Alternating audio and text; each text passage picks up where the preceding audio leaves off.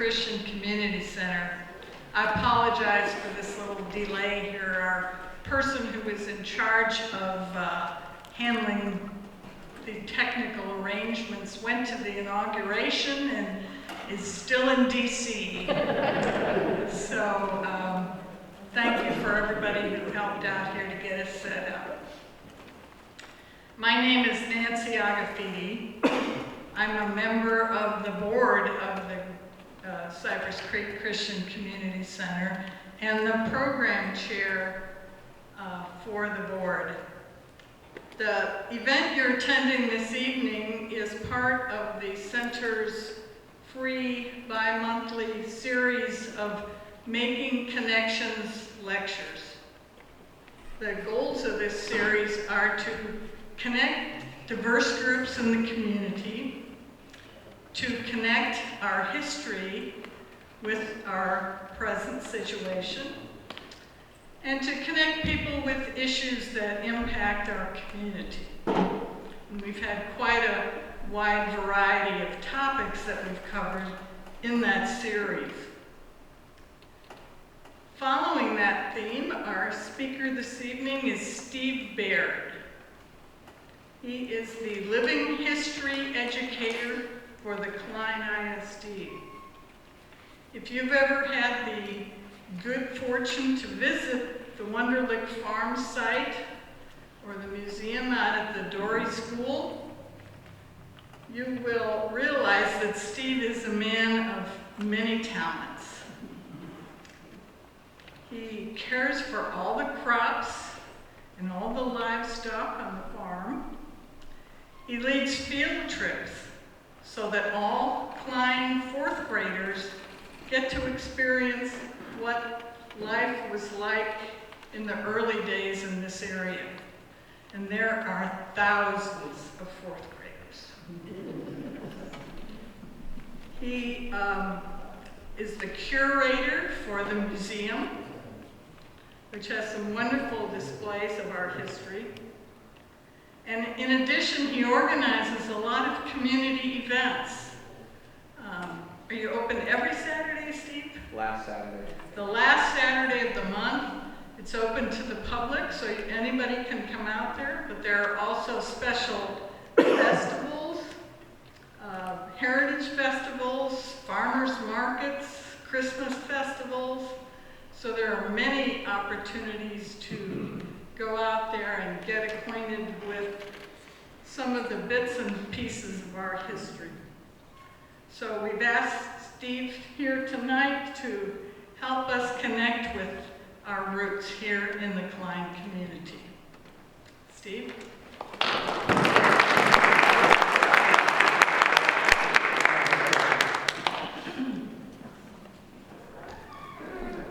Okay, am I on? Yay. Okay, as she said, my name is Steve Baird. I am the living history educator for Klein ISD. That's just a big fancy term for I like to play dress up and be a farmer. And so really what we're going to do tonight is I like to pace a lot, so if I get in the way of the screen, just wave your hand, or if I go too fast, just wave at me, and I'll go a little bit slower. A little bit of background before we get started. I was a state archaeologist for about 12 to 13 years. Taught at Middlestead Elementary in 4th grade for 9, 10 years. They all kind of blur together after about 3. After that, they were kids. And then I got the pleasure of actually interviewing for this spot and kind of combining all the different degrees that I have between archaeology and teaching and heritage management into this post, which is running what we call the Wunderlich Farm, the Living History Program for Klein ISD. And we'll talk a little bit more about that program as well.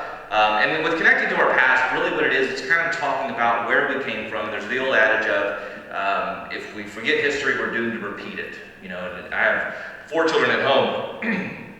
And the oldest one in college, if you have kids, you always tell them something and they inevitably always do what you say not to. And they don't learn from that, and that's what we talk about with history, is you're doomed to keep repeating the same thing over and over again until you learn where you came from. We did an article a little while back for the Chronicle, and the one quote that they got right in the whole article, that happens a lot too, was that we do an injustice to those who came before us if we don't remember where we came from.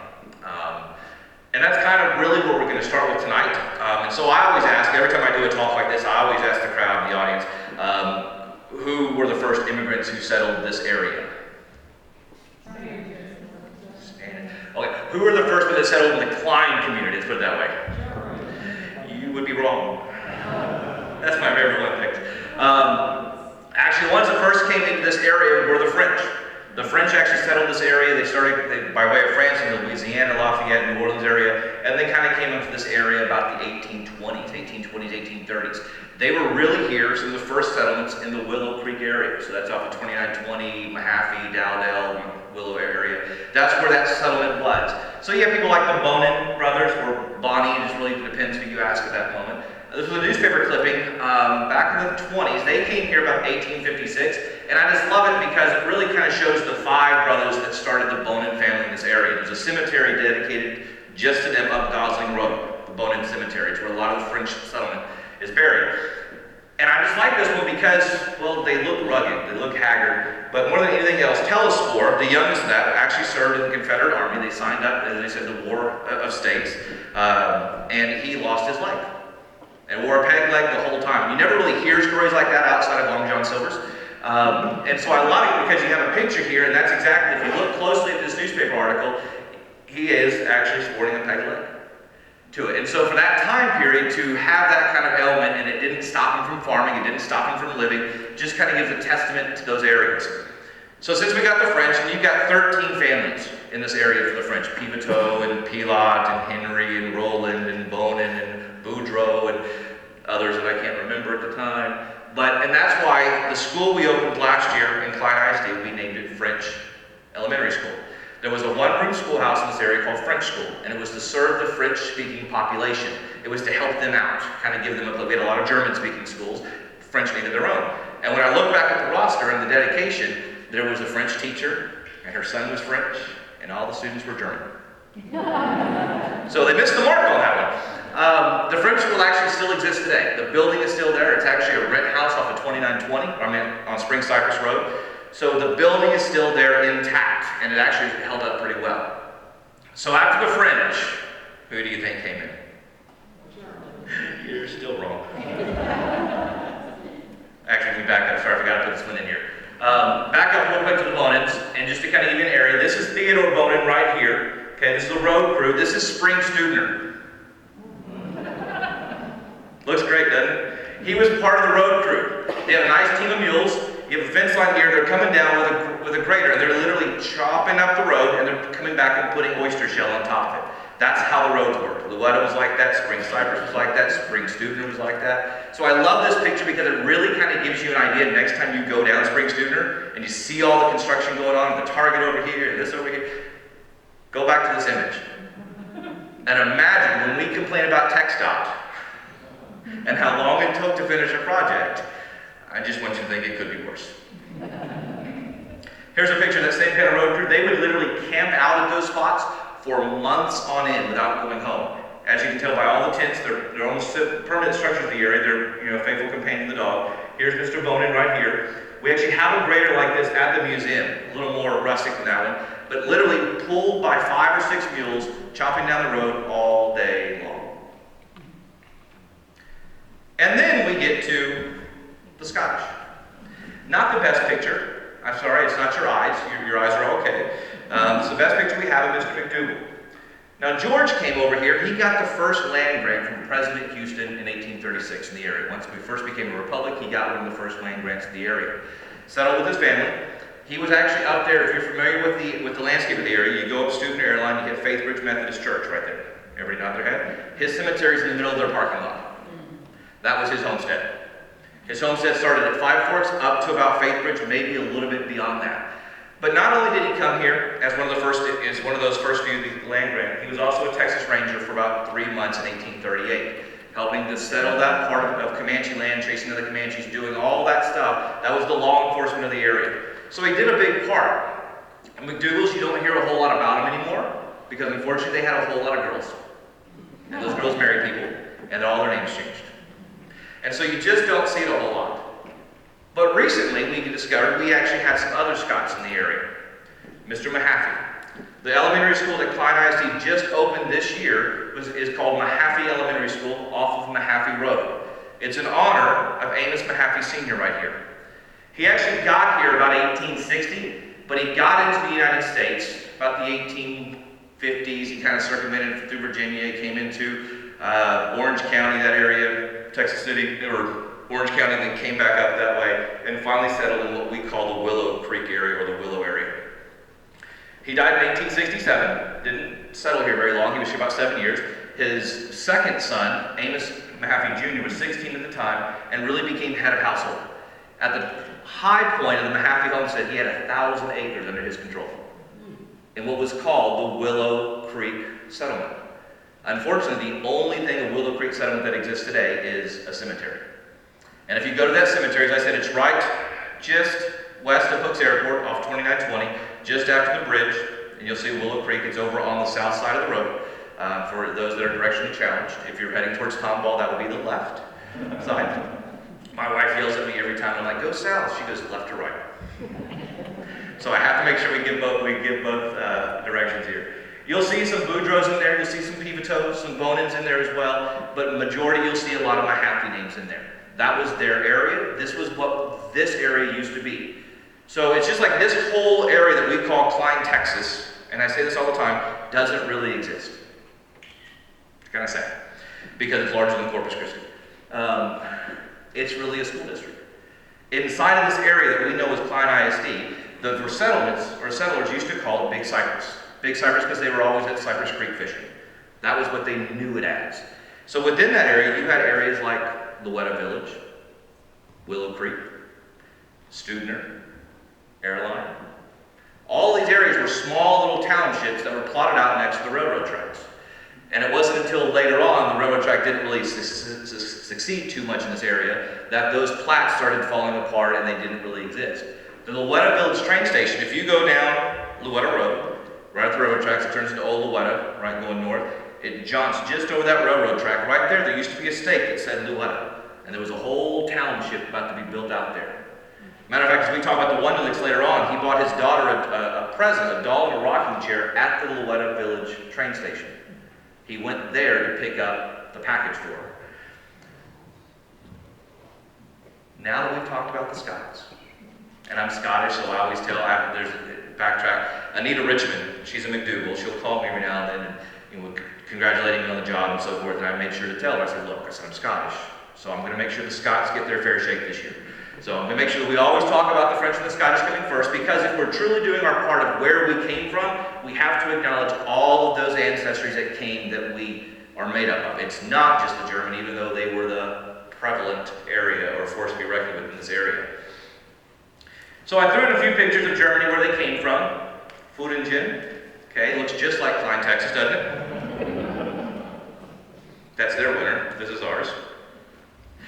Wied, this was an area in Prussia. This is actually where the Wunderlichs came from, when we talk about that a little bit. So it doesn't look far a stretch from here, because really, at Spring Cypress, all of that was prairie to the north. The trees were south of Spring Cypress and to the north. If you talk to any of the old timers, they say it was nothing but miles and miles and miles of prairie. There was not a tree in sight once you hit north of Spring Cypress. And so now I go up there and I go up Champion Forest, and you see trees upon trees upon trees. And that's the one thing we always talk about, is don't kill all the trees. And it's really, there were no trees to start with. It wasn't until the south that they were. Or Obendorf, this is where the Mittelstedts came from.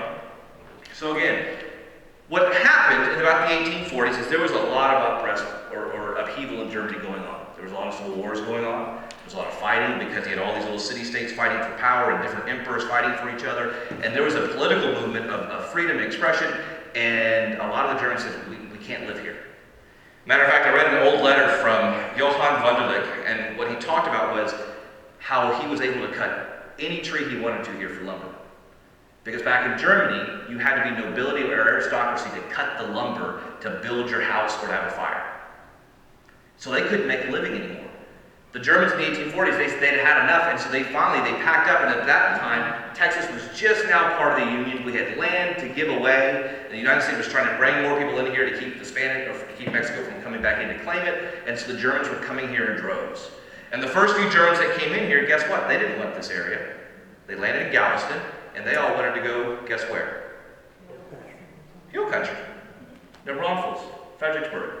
Unfortunately, about that time, there was a lot of flooding going on, The rivers had risen, and all those fords and bridges were washed out. So a lot of them started trekking that way, got there, went, turned around, came back this way, and that's why we have a settlement here. Matter of fact, the first ones to come here, we don't talk about them a whole lot, are the Limbs.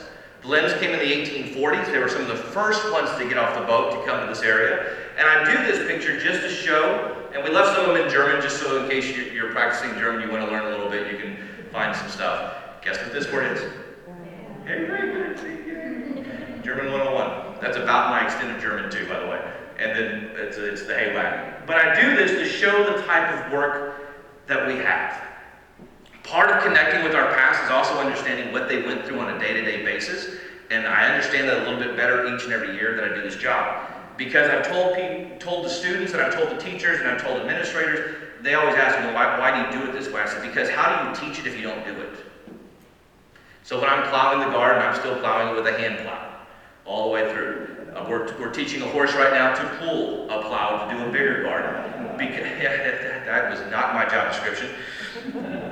But we do it because how do we really express to kids what work was like in 104 degrees August if you're not, out there doing it? And I just really included a picture of William Lim because I just thought he was a snazzy dresser. Oh, you know you have pictures like that at home too.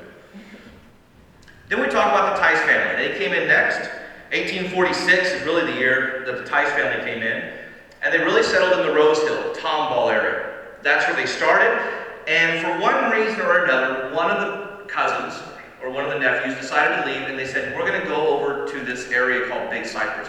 There's some good fertile land there, we can spread out. And so William came over this way, settled, and struck it rich. He had a great land. There was a William Tice over in Tomball, there's a William Tice over here. So if you ever go to Tomball, you'll see a Tice Road, and you'll notice something different. It has, how many S's? One S in Tomball. Two S's are in Klein. Anybody have a reason why? One more time. They were getting their shipments, they go to pick up their products in the cotton. Say, look at that. You come on and finish my job for me. There were two cousins, both William Tices, both cotton farmers. And so the check would come in, and the check kept going to the wrong William Tice.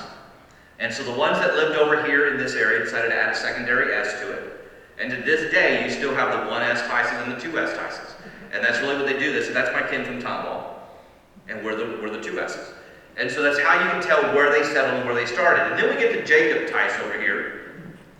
Jacob Tice was the patriarch of the Tice family at this point, comes over to the Klein area, and there's a story we have in the records that it's a 2-hour wagon ride to get back over to Salem Lutheran Church, which is where they went every single Sunday in Tomball.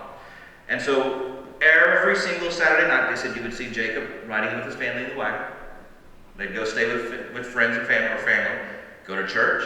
After church, they would do the 2-hour wagon ride back over to Klein. Every single Sunday. And they talk about how devout he had to be to get his family to travel that much every single, because remember, 2 hours away from the farm, that's a lot of work that could be done. And for the Germans, the only day they didn't work was Sunday. That's the Lord's Day, it's the Sabbath, that's when they didn't do any work. So to take 2 hours away on a Saturday to drive out was stuff that chores could have been doing.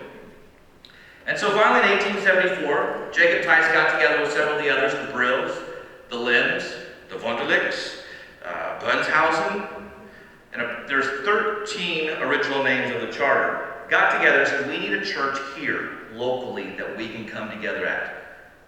And they founded Trinity Lutheran Church. Exactly where it sits today, over on Spring Cypress Road. It's obviously gone under a little bit of revamping since the 1870s. And that became their place to congregate for this area. It was to go to church on Sunday. It was the time. It wasn't even so much about getting away from the farm as it was about seeing friends and seeing family. It was the only time to really get away from that homestead so that they could actually talk about the week, share and exchange stories. So here we have a picture. This actually was made by Adam Klein. This was the baptism fount. It is still there at Trinity today. It was made and given to him by himself. And so I just like the construction, the architecture to it. He did such a phenomenal job to it because everybody had a little bit of jack of all trades. Adam Klein, we'll see in a minute, he actually by trade was a tailor. He was a seamster. He actually made Confederate uniforms for the Confederate Army when he was here. That was his gift over to the war. Before we get there, I go back to the Kaisers just briefly. Because over what we call Klein Cemetery, or Trinity Lutheran Cemetery, over off of T.C. Jester, just east of that, just south of Spring Cypress, is the Trinity Klein Cemetery. The Kaisers had all of that land over there. In 1872, the youngest son of Heinrich passed away. He was about a year old. And so he went over to his oak tree, and he buried his son. A few months later, somebody else's son had died from the fever, and asked, "Hey, that's a beautiful spot. Can we also bury our child there?" He said, "Sure." Then another one, about 4 at that time. At which point, he decided in 1874 to go ahead and deed that acre of land from himself over to Trinity Lutheran when it opened to make it their official cemetery. And so I always remark when we take people out to the cemetery, you walk halfway down the row and you will see where the markers change from the newer to the older, and you'll see David Kaiser's headstone there. And it's kind of pointed to mark that that's the start. That was the first one there. There's no oak tree there anymore. It's been cut down. But then as we kind of look out across it, and I always talk about how it really shows what a community was in this area. Because you have other family cemeteries, it's just the Strocks, and it's just the McDougalls, it's just the Brills, just the Kinleys. And here, there's no rhyme or reason. If we go to a cemetery today, we all have family plots, right? Here's my family here, and there's a few spots for my father, my mother, and the Bairds, and here's another one, and it's not like that there. Matter of fact, in 1911, when 3 of the Wunderlichs died, Sophie, the youngest, and then the 18-year-old son, they're not buried even near each other in the cemetery. Philip's 3 rows this way, Mom's up here near the front, the baby's 2 beside her, because they considered themselves all one family. It wasn't my plot, your plot, it was Klein. It was family. Everybody just went next in line, and they considered themselves just like that. If you've been to any of my talks, I always like this picture. I don't know if it's because I like to see the women chowing on watermelon or not. This is back in the 1920s. This is over on what we call Kirkendall Bridge. It is stretching over Spring or Cypress Creek on Kirkendall Road. I like all these half-eaten watermelon rinds lining the bridge. This was a Sunday after church. This was their time to come together. They're just having a good time and a party, and taking pictures. But more than anything else, I like the story that goes with it, is if you read it, there's some stories that came out recently about the naming of Kirkendall's Bridge. Anybody read that? Okay, well, great. Well, Abner Kirkendall came here with one of the old 300 with Stephen F. Austin's colonies. So he's not part of this German immigration. They were here way before that. They had land over near Rhodes Road, Kirkendall. That general area, Spring Cypress kind of runs into it. That was kind of the Kirkendall spot. But the oral tradition that we have to the naming of this bridge isn't as nice as they had some land on this road. Unfortunately, there was a convict. One of their kin got tried and convicted down in Houston and then escaped. And anybody knows in this time period, if you escape from the law, that's a certain death sentence. So the posse rounded up, they jumped on the horses, they followed him out, and it took a week to catch up to Mr. Kirkendall. They caught up to him, it's told to us, underneath this bridge, hiding out. And instead of waiting to take him back to Houston, what do you think they did? They hung him on the spot. They hung him from that spot and became called Kirkendall's Bridge, to remind everybody else kind of what happens when you break the law. And from that point on, it became Kirkendall Road, and it just kind of extended from there. And again, nothing is written down. This is oral history that we have. This is what even the old timers go on. It's just the common story that everybody seems to have. And you have to kind of go with what the oral tradition says. Now, some historians will say, but they did have land in the area. I'm like, well, of course, if it was my family, I would say we named it because of my land too. I wouldn't want everybody to know that it was because I had a nephew that got caught and tried and hung from a bridge. So, one way or another, Kirkendall's Bridge, next time you drive over it, you're going to be thinking, God was hung from this bridge. Then we get to the Klein family. The Kleins came in about 1852, and now, I love this story because he was really motivated, and if I was his wife, I would be really mad. They landed in New Orleans. He was really supposed to go to Virginia, and the boat got blown off course. So much so that it came to the Gulf of Mexico. I really think the ship captain had a different plan, but whatever. They landed in New Orleans first, and he says, I'm going to go to California. I'm going to strike it rich there. So he leaves his wife to work for a family there in New Orleans. While he heads up to Mississippi, heads up into St. Louis, takes a caravan over to California, and strikes it rich. He's over there for several years, makes enough money, heads back, and this is the weirdest thing, he heads back through South America. Comes back up. I'm saying he was enjoying his time away from his wife, but whatever. If there's any clients that hear this, I'm sorry. He gets back finally, he tells her, he sends her a wire, says, meet me in Galveston. So they meet in Galveston, and it's the rainy season, which is pretty much most of the year in Houston. And just like now, it was flooding and the roads were impassable and they couldn't take a wagon out, so they kind of hung out right there. Well, while he was there in Houston, he got robbed. Go Houston. They stole all of his money out of his saddlebag. He had just enough gold left in gold dust in a money belt. And about that time, he said, you know what, let's leave. Spring's getting better. Let's head to Wichita Falls. There's some good land that way. About that time, some of the families, I believe it was the Tice family, but I'm not going to swear to that one, met up with him and said, look, there's some great land about a day's ride from here. Little town, or a little area we call Big Cypress. A lot of German families are coming in. Families you probably know from Germany. Why don't we come up that way? So he came up here to check the land out. The area next to where Spring Cypress, where the Klein Central office is, was his land, just west of that. He decided to buy 600 acres of land there at 33.3 cents an acre. It is still Klein land today. His descendants still do it, or still own it. Matter of fact, his descendant would be Lyle Lovett. So Lyle Lovett comes back through during Christmas time, sings the Trinity and so forth. He's very, very proud of his heritage, but he still lives in the original Adam Klein house on the spot. Now, what he did was, it's kind of funny, is he actually moved the house a little bit further inland, so it can't get a historical marker now. Sorry. But it is still there and still doing that. As I said, Mr. Klein was a seamster at the time. At the time of the Confederate, or when the Civil War broke out in the U.S., if you could prove that you were an asset to them while staying home, they wouldn't send you off to the front lines. So he made uniforms. Henry Tice made wagon wheels for him. We'll talk about Peter Wunderlich in a minute. Actually worked in a gunpowder plant over in the Roseville area, making gunpowder to ship off to the Confederate Army. Now, some of them weren't so lucky. Mr. Earhart actually it was 1864, the war was nearing an end, but the South was slowly depleting men, where they were walking down 1960 Jackrabbit Road, and they saw him out there plowing his field.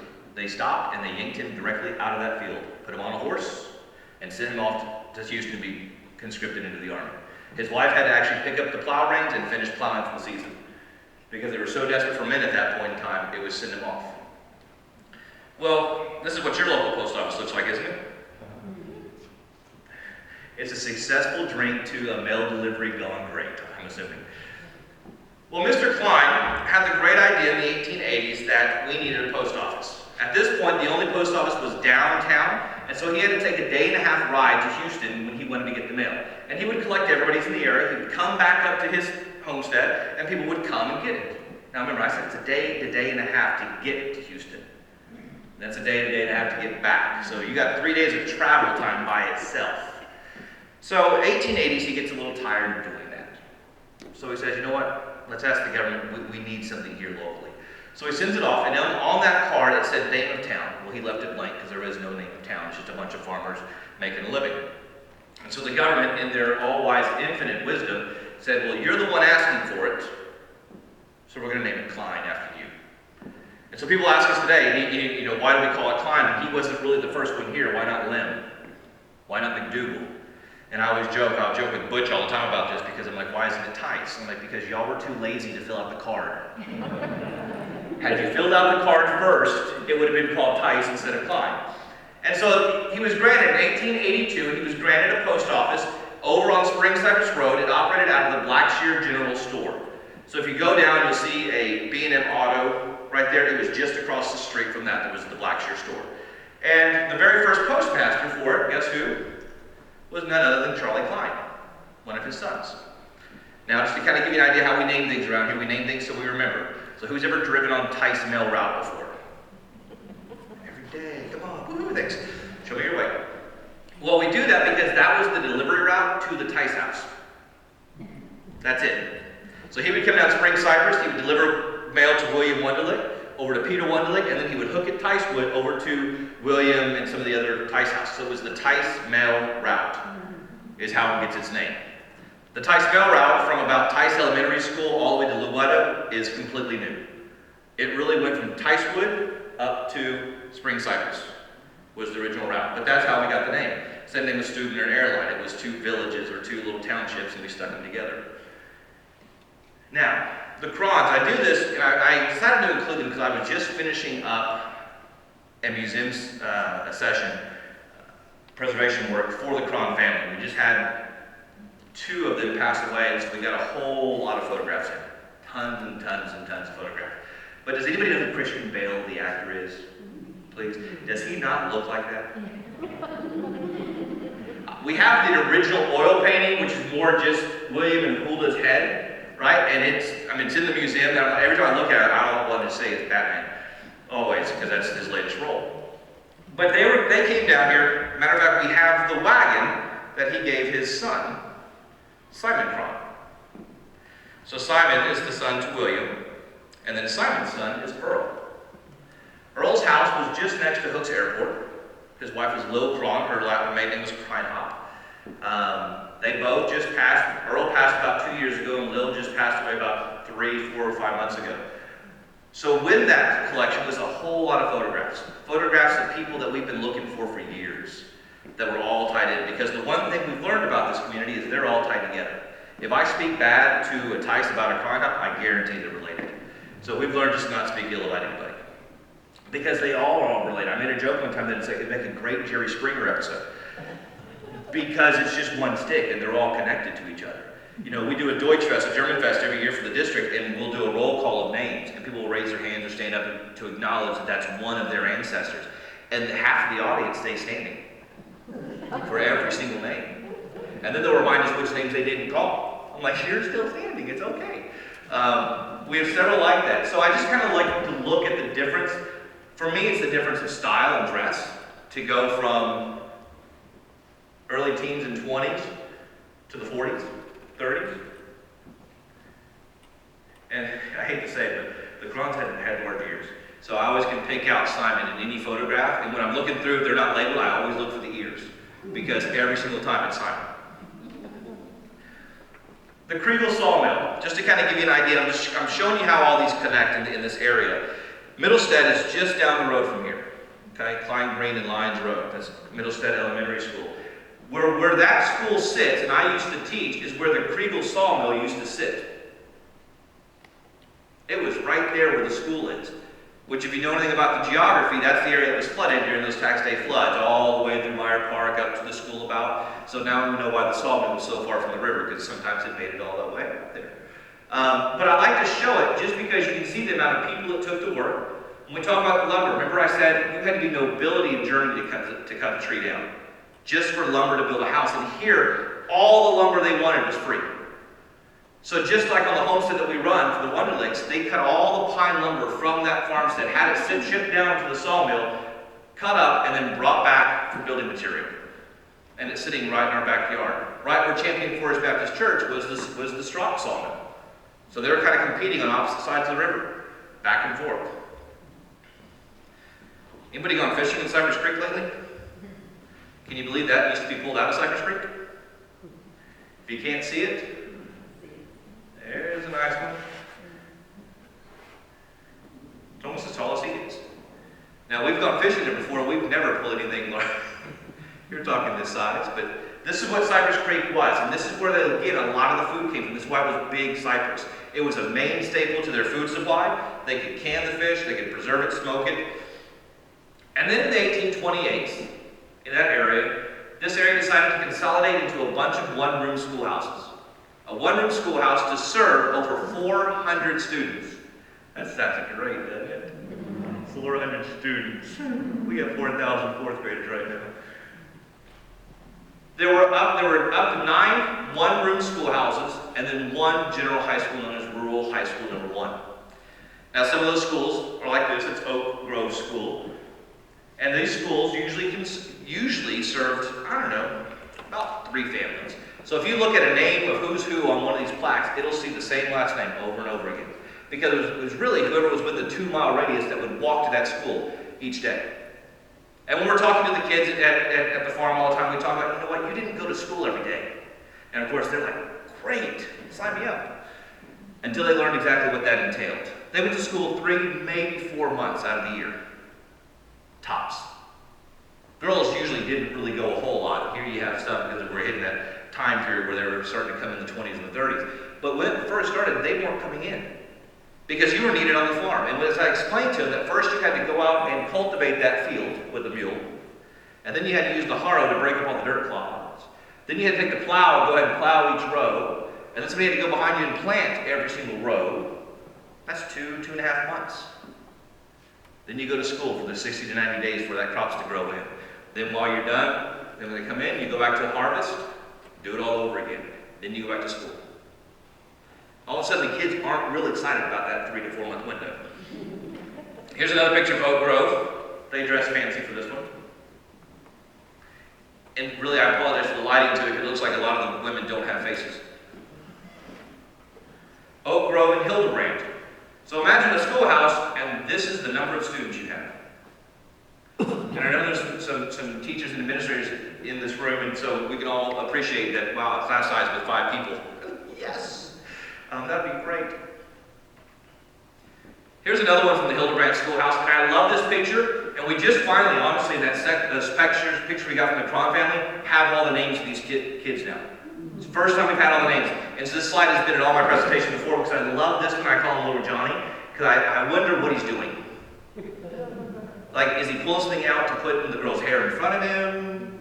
You know, it just makes me wonder what's going through his mind, because they're all looking, and these two, I had a hard time for a while figuring out who was the teacher and who wasn't. Because when you look back to some of these notes, it wasn't uncommon to have a 17-year-old still reading out of a first grade primer, because that's the only book he had from the house to take. Or they would always take a primer if they had one, or they would take the family Bible. And that's what they read from every single day in school. And so it wasn't unheard of to have somebody that of age in a one-room schoolhouse servicing every single kid that you had in the area. This is the French school. Servicing grades 1 through 8.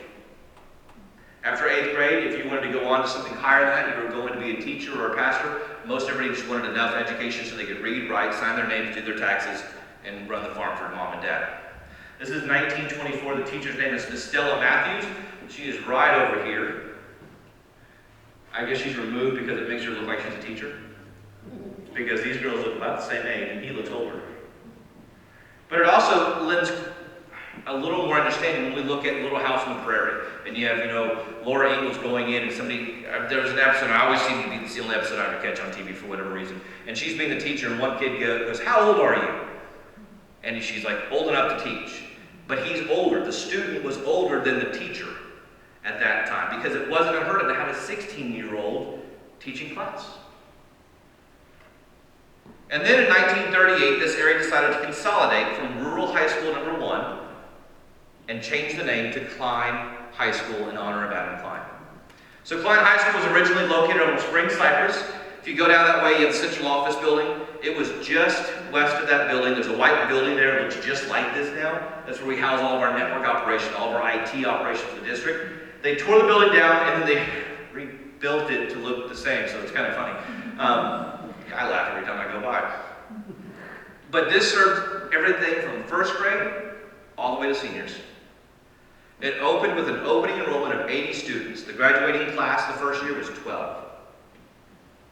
And I say that because my son is a sophomore at Klein, right across the street, and he has 1,300 in his sophomore class.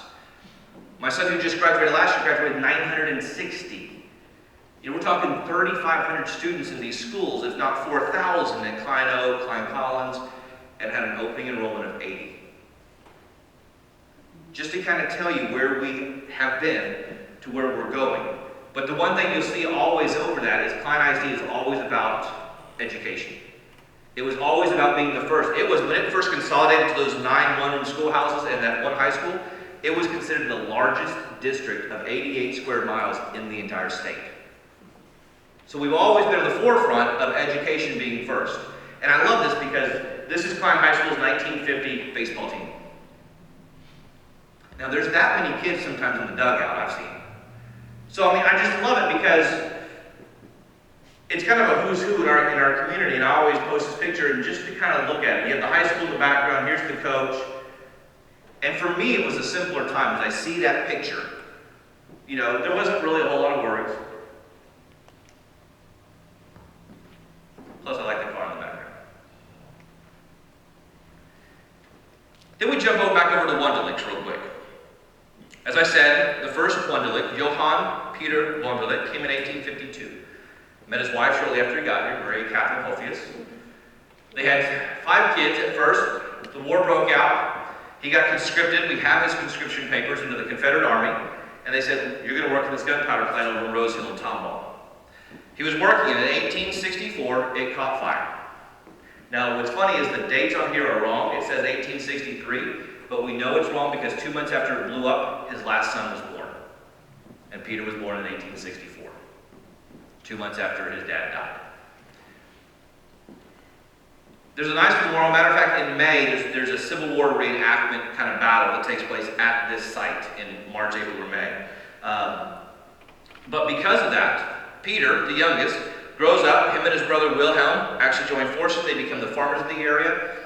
And he built his house originally where it stands today on this small 20 acres of land next to Dory Intermediate School. Here's Tice Mill Route going east-west. Champion Forest over here. Steuben Airlines over there.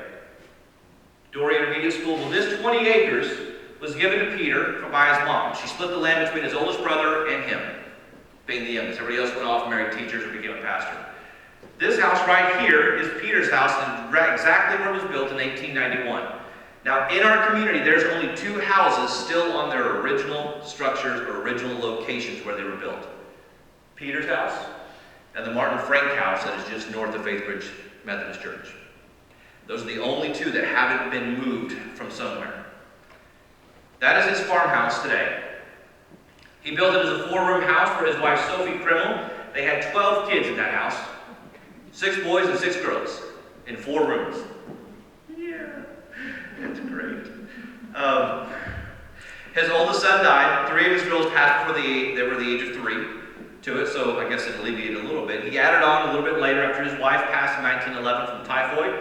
He actually added on a back dining room and a back kitchen and a back pantry to extend the house a little bit. Well, one of his sons, Alf, actually inherited the house in 1968. And Alfonso lived in this house until 1995. All he did to it was he added some light, he added 2 ceiling fans, and he updated the kitchen sink. That's it. And lived that way. No air, no heat, anything. In 1995, the district owned the land because we built Dory next to it, and the district said, well, what do we do with this now? So they deeded the land over to what was called the Klein Historical Foundation, and said, and Dr. Collins at the time, our superintendent, said, can we do something with it?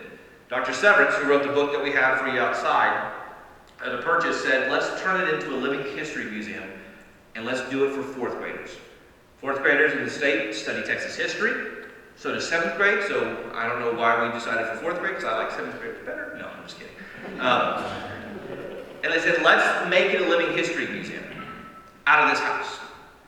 And what we did at that point is we became the only school district in the world to have a living history museum as part of our district and part of our curriculum. So while you may be in San Antonio and your 4th graders may go to the Alamo, that school doesn't technically own it. And it's not part of their curriculum. They don't have to go to it. That's a choice. So we're the only one like this.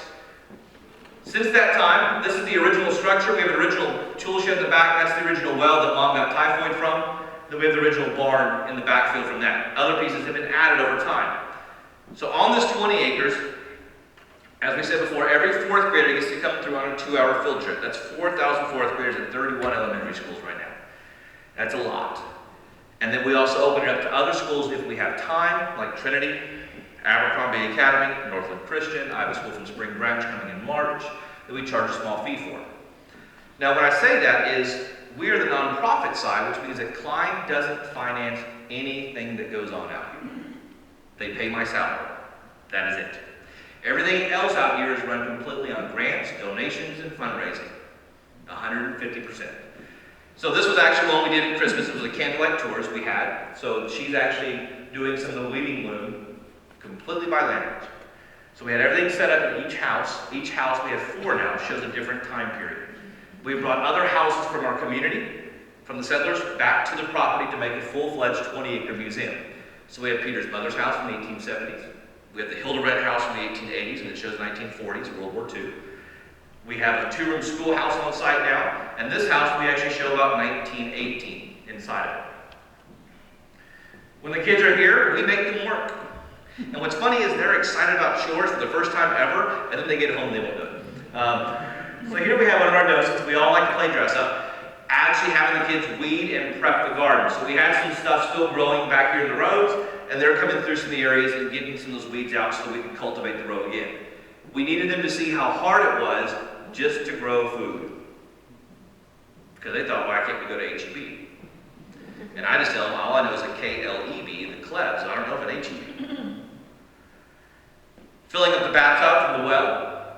Maybe grinding corn over here, so they can see that if we want to do anything from chicken feed to making cornmeal, we have to prepare it ourselves. So the kids spend 2 hours, and what I decided to do when we took over was, kids don't like facts, they like stories. And that's like tonight, we turned everything into a story so they can have a better understanding to it. At the 1880s, we have an outdoor kitchen where we actually make homemade bread, crackers, butter, and goat cheese and stew just about every day. So the kids can see it's not as easy as just going in and turning that knob to the oven. It's, I've got to stoke a fire, I've got to get it going, I've got to prep everything out here, I've got to go milk my goat before I can get it, I've got to separate it into cream, and then I got to go ahead and turn it to butter. And that's an everyday thing. So the kids can see that aspect, then they get to have the samples. We talk about the animals, we have turned it back into a functioning, living, working farm. So up to date, we have 6 goats, 2 are pregnant. We have 3 horses, 30 chickens, 3 sheep, 6 rabbits, but one just had 11 babies last night. And anybody want a rabbit? Because another one's going to deliver tonight. And then another one delivers on Friday. Anybody? Rabbit stew, it's what's good for winter time. Which leads us to, as Nancy was saying, we do lots of different activities. The last Saturday of every single month is when the museum is actually technically open to the public. Except for November and December. During that time, we run a large farmer's market. The time is wrong on that. That's one of our old logos. The time for the farmer's market is actually 10 to 1. It's usually more like 2 because the vendors will stay there as long as people are buying. The museum is open till 3, no matter what. That's why I tell the vendors, I'm here no matter what till about 4, so feel free to sell all day long. And we made it, and we kept it a traditional farmer's market. And we always have people emailing us about crafts. And we went, I'm like, a farmer's market isn't about crafts. A farmer's market was about locally produced and made consumable products. Salsa, meat, eggs, produce, soaps, everything along that line, barbecue sausage. That's what a farmer's market was. And so we decided to always keep it about 20 to 22 vendors during the farmer's market. During our marketplace, we have one in December, old-fashioned Christmas market. In March, we will have a spring festival, crawfish boil. We'll have a heritage day, we do a fall fest. On those days, we always bring in lots of merchandise vendors because that's a marketplace type of event along with the farms. So that's the day that we see numbers explode from 1,000 to 1,800. I think this last Christmas market, we had 1,800 people come through. And so to get you excited that this is where our connections to our past take place. Because there was a demographic study at Klein ISD a couple years back at a board meeting, and they said then, so I'm going to change the numbers now, that in 6 years, we won't have any rural land left in the Klein community. That in 6 to 7 years, we'll be 100% built out. Meaning no more houses, just apartments. So the only population coming in will be those coming in and out of apartments or rent houses or moving. That the land itself will be built out. So at that point, that's when I decided to turn this back into a functioning farm every single day because it may be, the only functioning farm left in the area. Still doing it the way it was meant to be done. Or not, I shouldn't say meant to be done, the way it was done in the past. And so that was our big push. So within that, we have our full-fledged museum. We are titled the Smithsonian Institute. We have over 700,000 artifacts on site, with more coming in every single day. As I said, just to give you an idea, the last group that came in from the Crons I'm up to number 245 on photographs. All of them from the 1910s to 1930s. Paper documents, tax receipts, pictures, photographs, or linens, dresses, plows, wagons. We're there to preserve that type of stuff because there's going to come a time where you don't see it a whole lot. So really, my homework a lot of times at night is to watch American Pickers. That's where I get my study done. My wife's like, I turn the channel, I'm like, I'm doing work, honey. So as I said, if you don't know where we're located, we are located next to Dory Intermediate School. I'm just going to go back a few pictures just so you can see it. Tyson Mail Route is the easiest way to find us. Go on. That's a good picture. And like I said, our website, the last screen, is Klein Historical. So if you're looking to do a website, it's kleinhistorical.org. And that'll take you to our new website. So interactive, you'll get up to date with all the stuff going on. If you're more of a social media person, you can follow us on Twitter, Instagram, Facebook, all that kind of stuff. We have a caption contest going on Facebook right now. So if you enter it and you win it, then I've promised not only a t-shirt, but a jar of honey from Stoneham Farms, which is up in Navasota, and a jar of salsa works from Topple. So, some of the best stuff ever. So, any questions you guys have about where we're at, anything that I've said, anything that I didn't mention, anything I said wrong? Yes, ma'am. Has there ever been any discussion about, you were mentioning 7th graders, maybe being able to present your presentation to 7th graders so they take more ownership into their community? Because by 4th grade, I've worked with the school district and I've gone with the 4th graders, so I know how wonderful it is, but at that point, they haven't learned this history that you're presenting right now. And I think a 7th graders, that you mentioned they study Texas history anyway, would probably benefit from your presentation in your spare time. Oh yeah, got lots of it. It's something we've talked about. The problem is a lot of them are getting ready. They don't want to, and I'll be honest, as a former teacher at the same time, it depends when you hit them. They don't want to take away their instructional time. They're still based on their assessments and things of that nature, so you know how the ballgame works. Case in point, I'm located next to an intermediate school. Can I tell you how many times I've seen any 7th grader? And I've opened it up to them. I've said, anytime you want to come out, even if I'm in the middle of a tour, if you book your time with me and you want to see something in particular, let me know. And the only ones we've ever had out there are the art classes, doing photographs or doing paintings or pictures, things of that nature.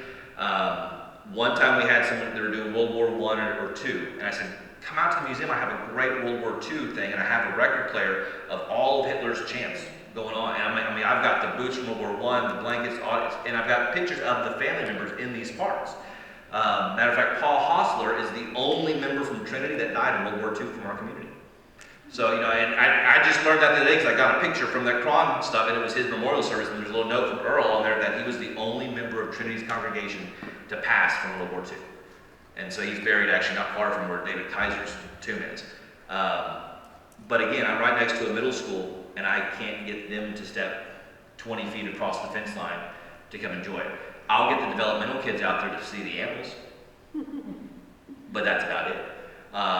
And so that's the hard part, is to get them to want to come out.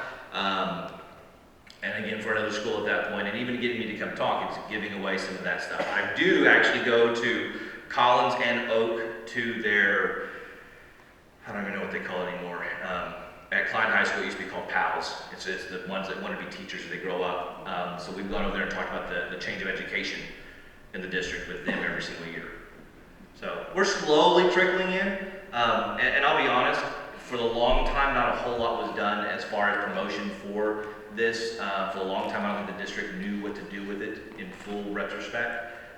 Here we have it, and it's kind of working as it goes.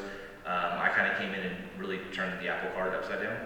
So I just keep asking for stuff, and they don't know how to tell me no, which is nice at this point. And then we'll lot with the new management coming in, you know, just kind of like, here's what you need. And I've told them, here's my vision. You know, here's all the things that need to be added. Here's additional staff we need. As of right now, I am the only employee for the Historical Foundation. So anything and everything that goes on out there is solely on me right now. So. Well, I like the fact that they're bringing the parents in as docents now when the kids are coming in. I think that's helped a lot from having to try to find somebody to show up. I begged for 2. It's funny, some schools are like, okay, I got you 2. I said, I know you can give me 5. I know your school. And so and again, I mandated it last year, and this year I'm like, you can give me at least 2 parents. I said, and for the South End schools that have a hard time getting that parent achievement, I'm like, use your office aides. Give them to me for 3 hours, and they'll come back. So a lot of schools have jumped on board with that, and they kind of like it. And now they're sending their same ones over there, so they've already been trained. So they're kind of getting into it. And I think people are taking more ownership to it. I've seen it with the community. A lot more people come through. I always say if the gates are open, feel free to walk through. The buildings may not be, but come out and feed the animals, whatever.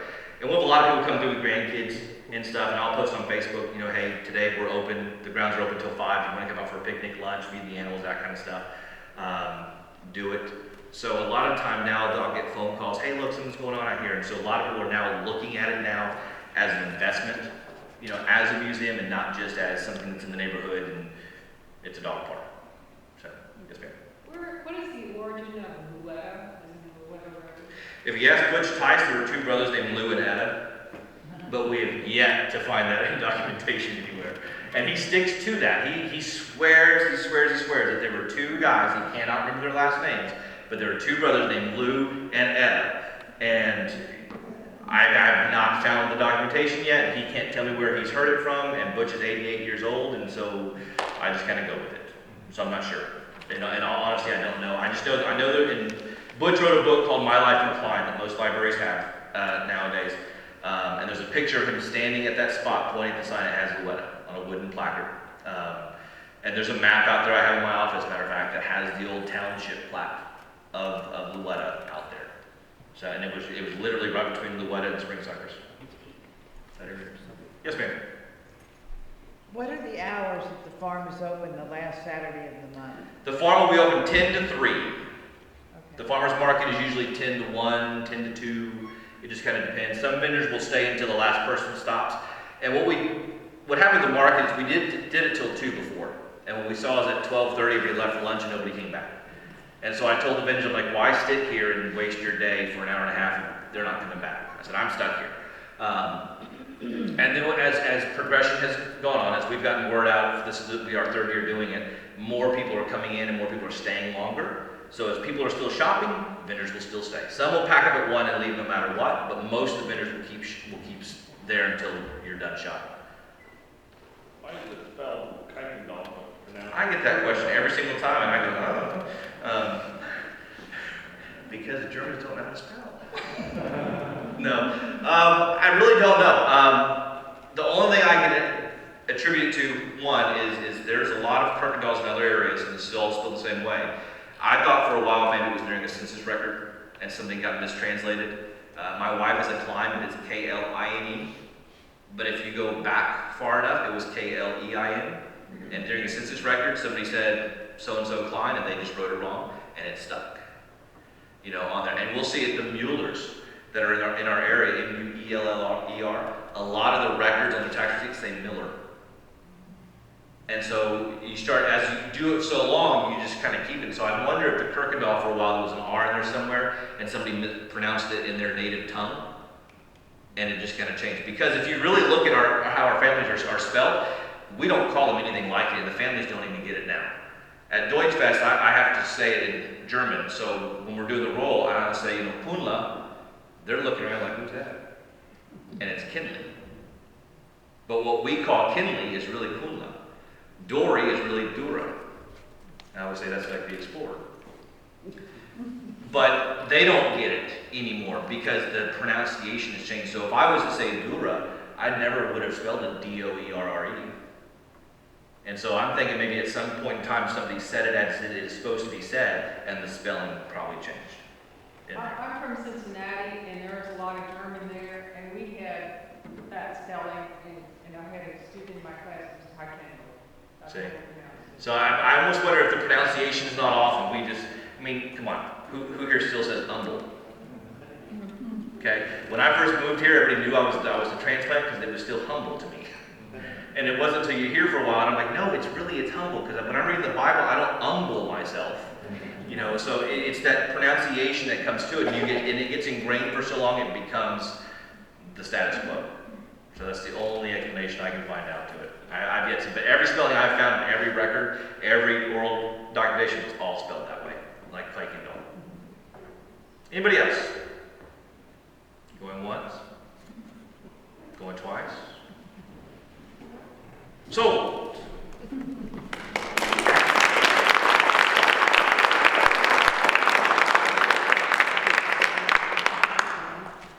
Well, I've heard that a couple of times now, and it gets better every time. Steve is very informative and very entertaining. And we thank you for spending some of your spare time with us. If you would like to stay connected with these lectures and what we do, there's a blue insert inside your program where you can give us your email address. We do send out notices of these events. And tonight, we have to thank Larry Lipton, who videotaped this presentation for us, and we will send that out to our email. Oh, I forgot about that one. Yeah, maybe you need to edit it before it goes out. If you have suggestions for a future speaker or topic that you would like to know more about that we could incorporate into this program, please feel free to speak to me afterwards or to jot a note on your blue sheet, and I will get a hold of you to connect with your information and see what we can do with it. There are copies of the Klein Historical Foundation book in the lobby for sale. I have to tell you, this is a great bargain. Inside the book, it says 30 bucks. Steve's selling them for 25 tonight. But before I knew how much he was going to charge, I went on Amazon to look for it. It's 115 bucks minimum on Amazon because they evidently think it's sold out. So there are only new and slightly used copies on there for 115. So this is your place to buy it here. Don't wait and get it on Amazon. Or I have them at the farmer's market too. I'd like to invite you to stick around and enjoy some cookies and punch with us in the forum activity room. And I'd like to thank Diane Lipton, who is the chair of the Community Center Board this year, for organizing that for us. So thank you so much for coming to spend your time with us tonight.